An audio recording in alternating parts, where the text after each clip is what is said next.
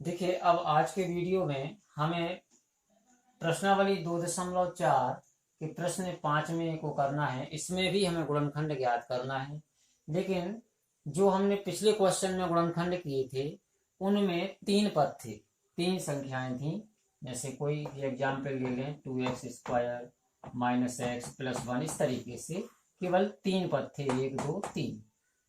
लेकिन अब यहाँ इस 5वें क्वेश्चन में जो गुणनखंड करना है, इसमें जो बहुपद हमें दिया गया है, इसमें 3 से भी ज्यादा पद हैं, 1 2 3 4।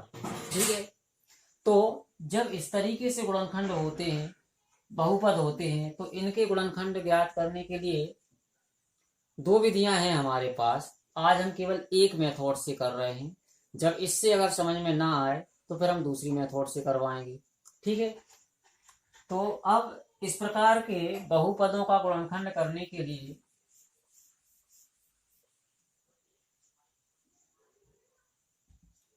हम सबसे लास्ट संख्या को देखते हैं। सबसे लास्ट संख्या जो अचर पद है उसको देखते हैं। तो इसका अंतिम अचर पद क्या है?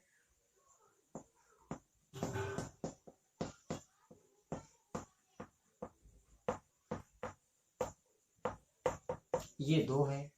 अब 2 के गुणनखंड क्या क्या हो सकते? यदि हम 2 का गुणनखंड करें तो केवल 2 और 1 ही प्राप्त होना है हमें। तो 2 के गुणनखंड क्या होंगे इसके? हम इसको 1 गुणित 2 लिख देते हैं।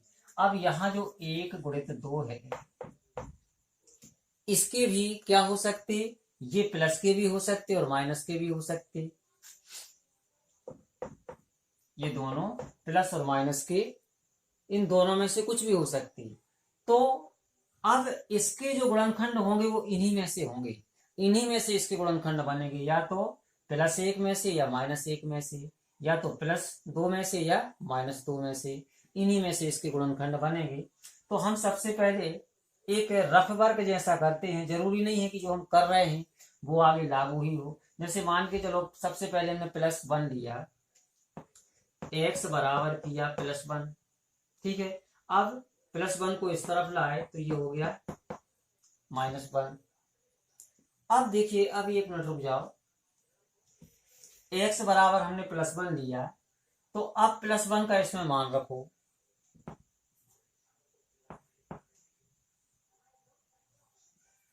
यहां इस समीकरण में मान रखा तो 1³ 2 × 1² -1 +2। अब इसको हम सॉल्व करेंगे। 1 पे 3 की घात है, इसका मान 1 ही रहेगा। 1 पे 2 की घात है, इसका मान भी 1 ही रहेगा। यहाँ -1 है, यहाँ +2 है। अब जी देखिए, ये प्लस की संख्या, ये माइनस की संख्या, ये माइनस की संख्या, ये प्लस की संख्या 0 हो गई। जिसका मान रखने से आंसर यहाँ पर 0 हो जाए तो उसी से हम एक गुणनखंड प्राप्त कर लेंगे। लेकिन मान के चलो यहाँ 0 ना आया होता तो फिर इसे छोड़कर हम अगली संख्या क्या करते? फिर अब हम इसका ऋण चिन्ह लेते। मतलब ये हमारा फेयर वर्क नहीं है, ये रफ वर्क है। यदि 0 आता है तो फिर वो फेयर बन जाएगा, नहीं तो उसे रफ मानकर उसको हटा देंगे। फिर हम दूसरा चिन्ह लेते। इसका कैसा लेते? x बराबर ऋण 1 लेते। ऋण 1 का इसमें मान रखते तो इससे 0 आ सकता था। ठीक है, तो अब +1 का मान रखा और इसी में आंसर हमारा यहाँ क्या आ गया? 0। तो अब इसी से हम गुणनखंड बनाते हैं। अब हम क्या करेंगे? अब आगे की संख्याओं से हमें विशेष मतलब नहीं रह गया। अब हमारा मतलब केवल इसी संख्या से रह गया, क्योंकि इसका मान रखने से 0 आ गया है। तो अब अतः गुणनखंड, एक गुणनखंड क्या हो जाएगा? -1 को इस तरफ लाएंगे तो ये क्या हो जाएगा? -x -1 हो गया। चलो, एक गुणनखंड तो पता चल गया हमें। इस बहुपद का एक गुणनखंड तो x -1 है। ठीक है, अब दूसरे गुणनखंड के लिए हम इनके माइनस के चिन्ह लेकर भी हल कर सकते हैं, इसको भी हल कर सकते हैं। ठीक है, एक तरीका ये है। और दूसरा रास्ता भी हमारे पास ये है कि जो एक गुणनखंड आया है इसका भाग हम इसमें दे दें,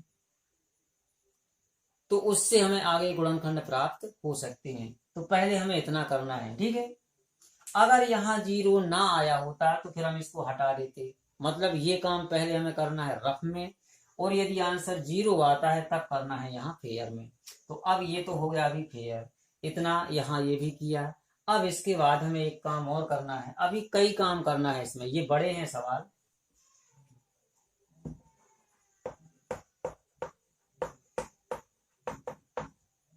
और यहाँ हमें भाग करना है विभाजन द्वारा x-1 का, जो गुणनखंड आया था x-1 उसका।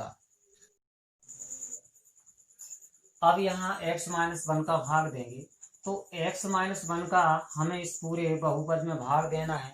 तो ये भाग की प्रक्रिया किस तरीके से होगी, सबसे पहले हमें इस x का भाग देना है x3। ठीक है, मतलब हमें कोई ऐसी संख्या लेना है जिसका हम x में गुणा करें तो x3 प्राप्त हो जाए। तो देखिए यहाँ x तो है, हम x² ले लेते हैं।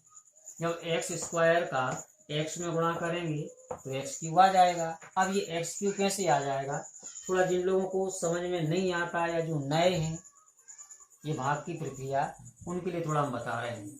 देखिए हमें कितना चाहिए, x पे 3 की घात चाहिए। अब यहाँ x अकेला लिखा है तो इस पे 1 की घात है। तो अब 3 की घात के लिए हम कितनी संख्या गुणा करें, यहाँ x पे 2 की घात ले लेते हैं। और जब इनका और इनका गुणा करेंगे तो जो घातांक के नियम होते, यदि आधार समान है तो घातें जुड़ जाती हैं। तरीके से हमने यहाँ x³ प्राप्त करने के लिए अब इसी संख्या का जो x² लिया है इसका एक बार हम -1 में गुणा करेंगे। तो इसमें गुणा करने के बाद हमें कितना प्राप्त होगा, जब x² का -1 में गुणा करेंगे तो -x² प्राप्त होगा। इस पद को हम कहाँ लिखेंगे, इसके नीचे। यहाँ एक चीज का ख्याल और रखना पड़ता है कि सजातीय पद के नीचे सजातीय पद को ही लिखा जाता है, और सजातीय पद वे कहलाते हैं जिनके ऊपर घातें बराबर हो। जैसे यहाँ x पे 3 की घात है, यहाँ x पे 3 की घात है, ये दोनों सजातीय हैं। यहाँ x के ऊपर 2 की घात है, यहाँ x के ऊपर 2 की घात है, मतलब ये भी सजातीय है। तो अब नीचे वाला जो बहुपद है इसके चिन्ह पलट दिए जाते हैं। जैसे यहाँ कोई चिन्ह नहीं है तो क्या माना जाएगा, प्लस। तो प्लस का क्या हो जाएगा, माइनस। यहाँ माइनस का क्या हो जाएगा, प्लस। अब देखिए प्लस माइनस की ये संख्या कैंसिल हो जाएगी, आगे की संख्या हर हाल में कैंसिल हो जाती है। अब इस चिन्ह का हमारे लिए कोई महत्व नहीं रह गया है। अब इस संख्या का चिन्ह ये माना जाएगा जो हमने पलट दिया है, प्लस माना जाएगा, ये माइनस नहीं माना जाएगा उसका चिन्ह। तो ये संख्या प्लस की है और ये संख्या माइनस की है, तो अलग अलग चिन्हों में संख्या घटेगी और बड़ी संख्या में से छोटी संख्या ही घटाई जाती है। तो यहाँ 2x² में से 1x² घटाएंगे, यहाँ 1 माना जाएगा, तो 2 में से 1 घटाएंगे कितना बचेगा, केवल 1x² बचेगा। अब बड़ी संख्या का चिन्ह आएगा, बड़ी संख्या कौन सी है, 2, और इसका चिन्ह कौन सा है, जो पीछे की संख्या बची है उसको पूरा ज्यों के त्यों लिख दो।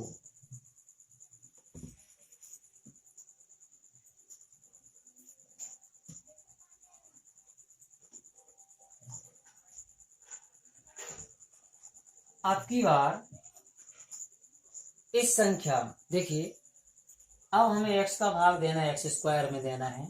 तो अब हम x में किस संख्या का गुणा करें कि हमें -x² प्राप्त हो जाए। तो यहाँ माइनस है तो यहाँ माइनस तो कल आना ही है। अब x में कितने का गुणा करें कि x², तो देखो x पर 1 की घात तो है, 1 की घात और ले लो x पर, 1x और लिख दो, x अकेला लिख दिया मतलब 1 की घात है। जब हम x और x का गुणा करेंगे तो इनकी घातें जुड़ जाएंगी। ठीक है, जब आधार के बीच में गुणा होता है और 1 से होते हैं आधार तो उनकी घातें जुड़ जाती हैं। तो 1 और 1 कितने हो जाएंगे, ये 2। अब इसी x का गुणा करना है -1 में, तो पहले चिन्हों का गुणा होगा, माइनस माइनस का गुणा हुआ तो क्या हो गया, प्लस। अब x का 1 में गुणा हुआ तो क्या आया, x। अब नीचे की जो संख्या है, जो बहुपद है नीचे का, उसका हम क्या करेंगे, चिन्ह परिवर्तित करेंगे। यहाँ माइनस है तो प्लस हो जाएगा, प्लस है तो माइनस हो जाएगा, ये संख्या हो गई कैंसिल। अब देखो इस बीच वाले चिन्ह का फिर कोई महत्व नहीं रह गया, ये संख्या माइनस की है और ये x भी माइनस का ही माना जाएगा। तो माइनस माइनस की दोनों संख्याएं जुड़ेंगी या घटेंगी, तो समान चिन्हों वाली संख्याएं हमेशा जुड़ती हैं। तो इन दोनों को हम जोड़ देंगे तो -2x आएगा और +2। अब इसके बाद हमें x का -2x में भाग देना है, मतलब x में अब हम किस संख्या का गुणा करें कि -2x प्राप्त हो जाए। तो यहाँ माइनस है तो पहले यहाँ माइनस तो आएगा ही। अब किसका गुणा करें हम x में कि -2x आ जाए। तो अब हम x तो यहाँ पर है, -2 का गुणा कर देते हैं। -2 का x में गुणा करेंगे तो -2x आएगा। फिर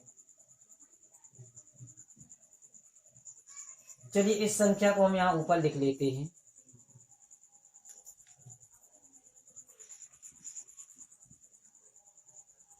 यहाँ लिख लेते हैं। यहाँ इन दोनों को जोड़ने से कितना प्राप्त हुआ 2x + 2।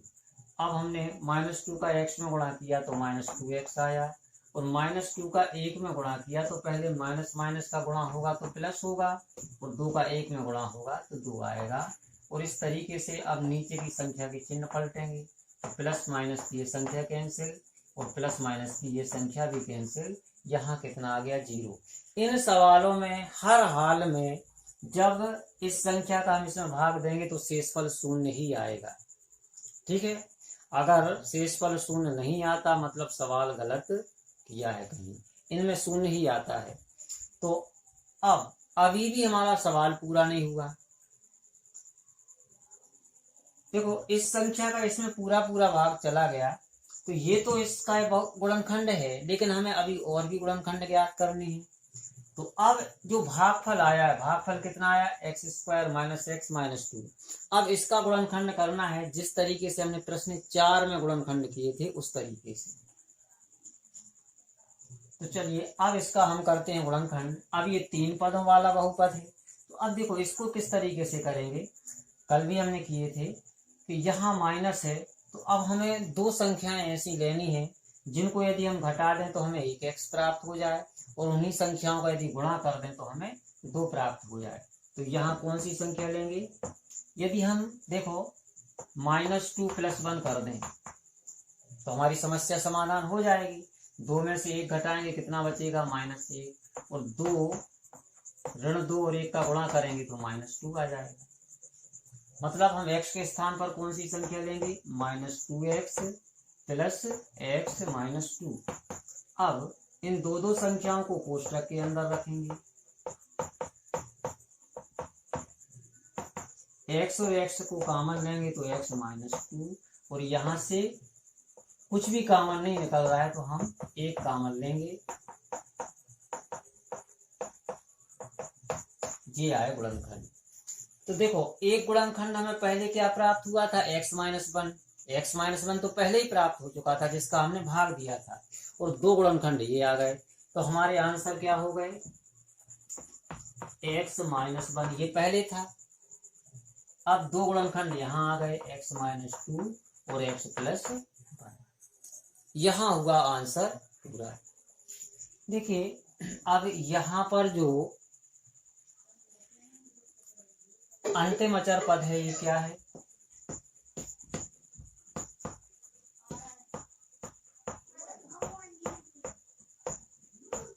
अंतिम अचर पद 5 है। 5 के गुणनखंड कौन से होंगे, या तो प्लस माइनस के 1 होंगे या फिर प्लस माइनस के 5 होंगे। 5 के गुणनखंड केवल यही हो सकते हैं और तो कोई गुणनखंड उसके हो नहीं सकते।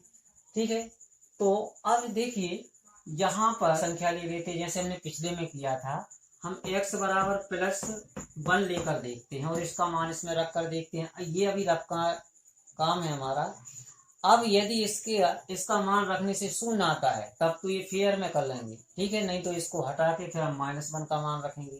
तो अभी हमने +1 रखा, +1 को इस तरफ किया तो ये -1 बराबर 0 हो गया। अब x - 1 का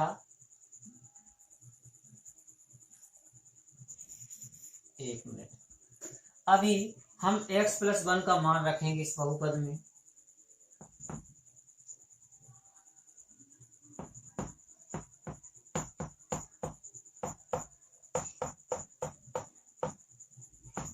तो 1 पे 3 की घात है तो इसका मान 1 ही रहेगा, इसका मान 1 ही रहेगा। 9 का 1 में गुणा हो गई 9 ही रहेंगे। अब 1 माइनस 3 माइनस 9 माइनस 5। तो अब देखिए पहले हम माइनस माइनस की संख्या को जोड़ देते हैं। 9 और 3 कितने हो गए? 12 है, और 5 17 है। इनको घटाएंगे तो माइनस 16 प्राप्त हो रहे हैं। शून्य प्राप्त नहीं हुआ है हमें। ठीक है, मतलब यहाँ +1 हम नहीं रख सकते।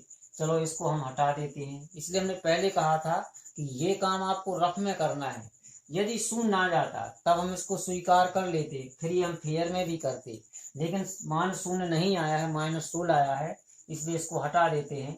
अब धन और ऋण में से अब हम यहाँ ऋण 1 लेकर देखते हैं। अब की बार हम -1 लेकर देखते हैं। अब -1 का मान यहाँ रखते हैं।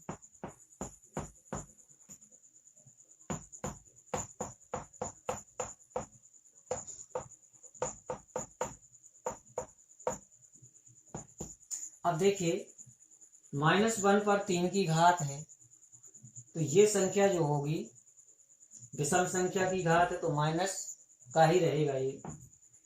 और यहाँ पर सम संख्या की घात है तो ये प्लस का हो जाएगा। यहाँ माइनस माइनस का प्लस हो जाएगा, और सबसे पीछे माइनस गायब है।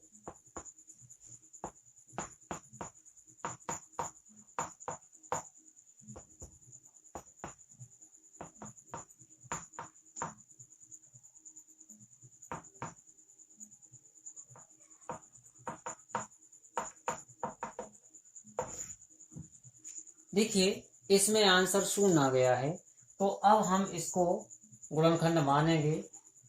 ठीक है, इसके आगे अब हम क्या करेंगे? ऋण 1 को इस तरफ लाएंगे तो x धन 1 बराबर 0 हो जाएगा।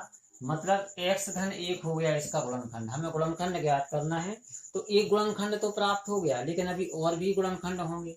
उन्हें प्राप्त करने के लिए क्या करेंगे? x + 1 का इसमें भाग करेंगे। अब देखिए, अब x में हम कितने का गुणा कर दें कि हमें x क्यूब प्राप्त हो जाए? तो हम देखिए x तो यहाँ पर है, x² और ले लेंगे। इसका गुणा हम इसमें करेंगे तो हमें x क्यूब प्राप्त होगा। फिर इसी x का हमें 1 में भी अभी गुणा करना है, तो x² प्राप्त होगा। इस संख्या को हम यहाँ लिखेंगे। अब यहाँ चिन्ह पलट देंगे, तो प्लस है तो क्या हो जाएगा? माइनस, और यहाँ प्लस है तो माइनस। तो ये संख्या तो आगे की कैंसिल होगी प्लस माइनस की। अब देखिए इस चिन्ह का तो कोई मतलब नहीं रहा। ये माइनस की संख्या है, ये माइनस की संख्या है। जो चिन्ह हमने पलट दिया है वही माना जाएगा इसका चिन्ह। तो दोनों माइनस माइनस की संख्या जुड़कर कितनी हो जाएंगी? 3 और 1 4x²। बाद की संख्या जितनी है उन सबको ज्यों का त्यों लिख दो। अब x में अब कितने का गुणा करें कि -4x² आ जाए? तो यहाँ माइनस है तो यहाँ माइनस लिखेंगे। फिर हमें 4x चाहिए, तो चलो 4 का गुणा कर दिया। अब 4 अकेले का गुणा करेंगे तो यहाँ -4x अकेला आएगा, लेकिन हमें तो 4x² चाहिए, तो एक स्क्वायर और इसके साथ रख देते हैं। तो अब 4x का x में गुणा करेंगे तो 4x² आ जाएगा। अब माइनस प्लस और माइनस का क्या होगा? गुणा माइनस रहेगा। 4x का गुणा 1 में करेंगे तो कितना आएगा? 4x। अब यहाँ माइनस है तो प्लस हो जाएगा, और यहाँ भी माइनस है तो इसका प्लस हो जाएगा। तो आगे की संख्या तो कैंसिल हो गई। अब इस चिन्ह का कोई मतलब नहीं। अब तो इस संख्या का चिन्ह ये माना जाएगा प्लस। तो प्लस और माइनस की संख्या घटेगी तो कितना बचेगा? 5x। यहाँ चिन्ह कौन सा आएगा? बड़ी संख्या का, और ये -5 ज्यों की त्यों लिख दिए। अब इसके बाद x में कितने का गुणा कर दें कि -5x आ जाए? तो पहले यहाँ माइनस है तो यहाँ तो हम माइनस लिख देते। अब हमें केवल 5 का ही गुणा करना पड़ेगा यहाँ, तो -5x और प्लस माइनस का गुणा होगा तो माइनस ही रहेगा, और 5 का 1 में गुणा करेंगे तो ये 5 ही आएंगे। ये पूरी संख्या कैंसिल हो जाएगी चिन्ह पलटने के बाद। तो देखिए अब जो इसका भागफल प्राप्त हुआ है, ये भागफल x² -4x -5, ये भागफल।